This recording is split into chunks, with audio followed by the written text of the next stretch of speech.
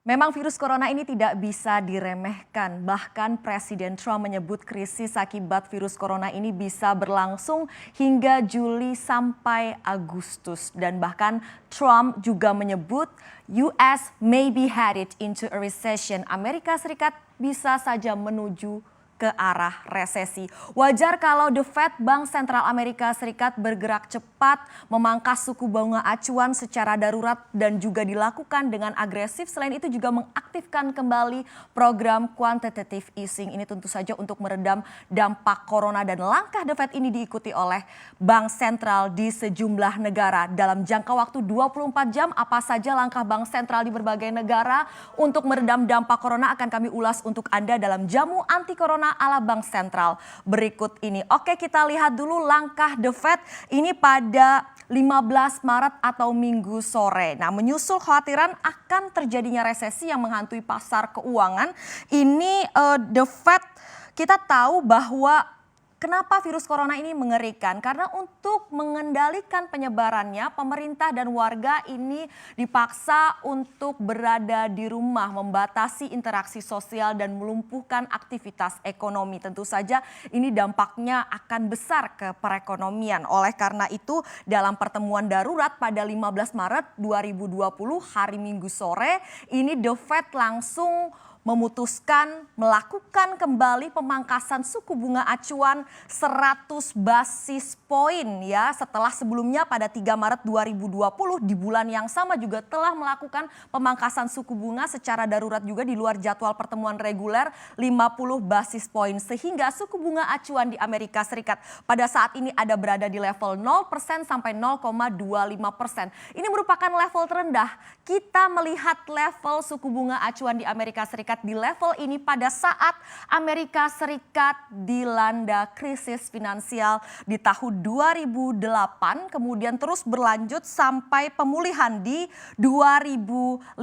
Kemudian The Fed menaikkan suku bunga acuan seiring dengan pemulihan ekonomi Amerika Serikat. Namun sekarang kita melihat level suku bunga acuan yang sama akibat virus corona. Memang ini kita harus waspada ya. Nah, selain mengambil pemangkasan suku bunga acuan darurat, ini The Fed juga mengaktifkan kembali program quantitative easing, yaitu pembelian aset senilai 700 miliar dolar Amerika Serikat. Nah, selain ini pula ditambah lagi ada langkah The Fed lanjutan ini untuk melonggarkan likuiditas perbankan. Ini di mana The Fed memangkas suku bunga pinjaman darurat 125 basis poin menjadi hanya 0,25%, dan selain itu tenornya juga diperpanjang menjadi 90 hari. Kemudian persyaratan pencadangan juga dibuat jadi 0%. Ini untuk memberikan kelonggaran untuk perbankan di Amerika Serikat. Nah, selain itu The Fed juga merangkul berbagai bank sentral di negara lain seperti di Inggris, kemudian di Swiss,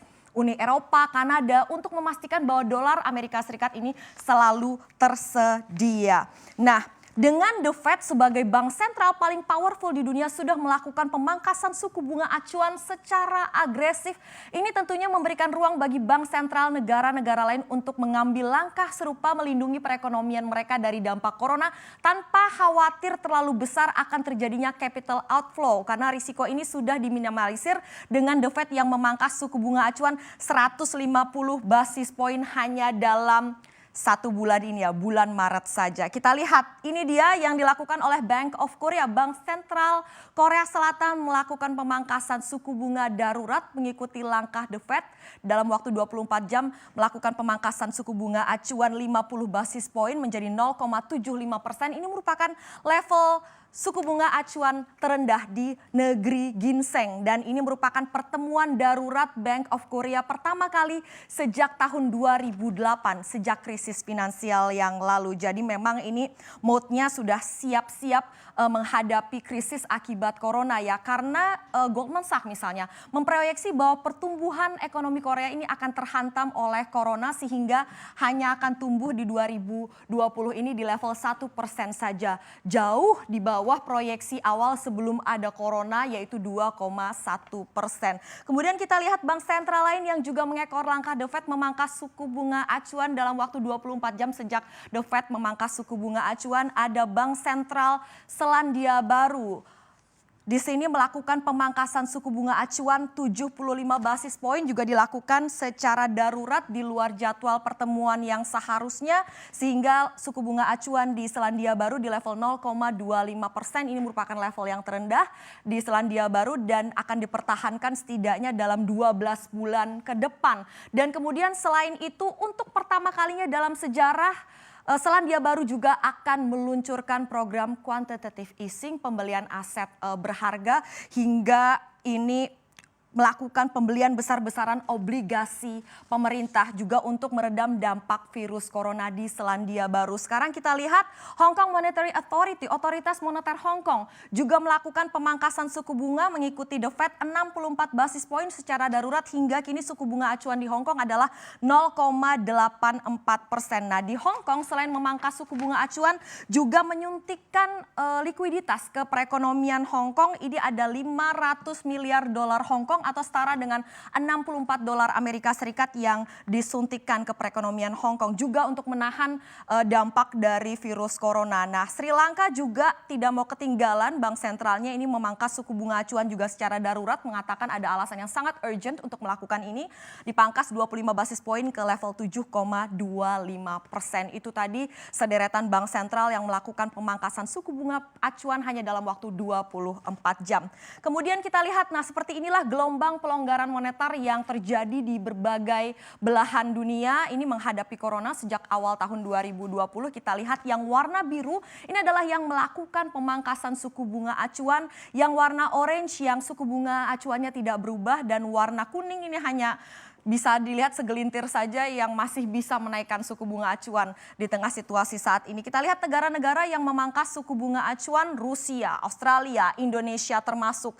Kemudian negara-negara di Amerika Selatan, Brasil, Argentina, ada di Amerika Utara, ada Amerika Serikat, dan juga ada Kanada. Bagaimana dengan China yang mana juga terhantam perekonomiannya akibat virus corona? Dalam 2 bulan saja, Januari, Februari, ini 5 juta warga China kehilangan pekerjaan. Nah, kalau untuk PBOC, Bank Sentral China, ini mempertahankan suku bunga acuan di 3,15%, tetapi mereka fokus untuk menggelontorkan likuiditas lebih banyak ke pasar ya.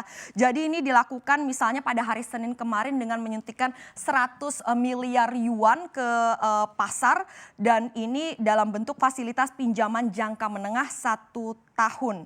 Nah, itu dia bahwa ternyata China pun akan bersiap-siap mengeluarkan kebijakan lagi untuk melonggarkan moneternya karena dampak dari virus corona ini dianggap data awal menunjukkan bahwa ini di atas ekspektasi sebelumnya. Kemudian bagaimana dengan Jepang yang memang suku bunga acuannya sudah minus ya 0,1%.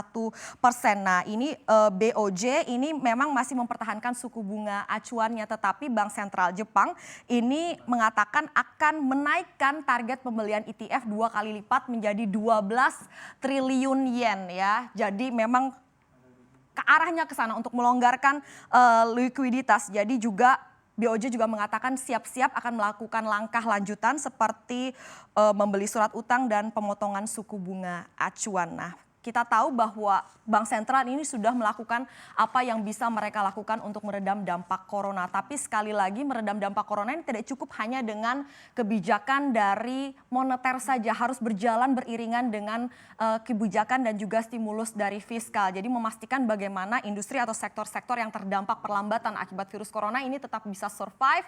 Kemudian juga memastikan bahwa masyarakat ini masih memegang uang di tangan sehingga mereka tetap bisa melanjutkan kehidupan walaupun misalnya seandainya harus dilakukan lockdown, misalnya tidak bisa bepergian kemana-mana, harus tetap berada di rumah. Kita nantikan seperti apa pemerintah Indonesia bisa merespon virus corona juga, dan bagaimana juga arah kebijakan moneter karena Bank Indonesia akan melakukan rapat Dewan Gubernur pada 18 hingga 19 Maret mendatang.